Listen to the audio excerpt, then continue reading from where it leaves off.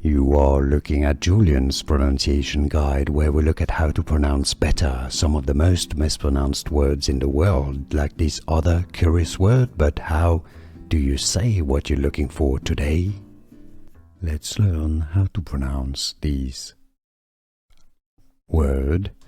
It's essentially a portmanteau word, if you wish. It's a made-up word.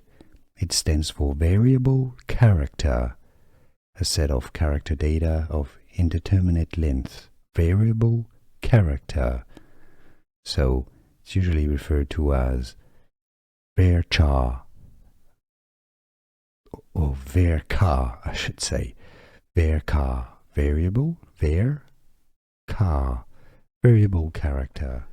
Here are more videos on how to pronounce more confusing words and names too many mispronounced. Like this video if you found it useful. I appreciate your support. I'll see you soon and thanks for watching.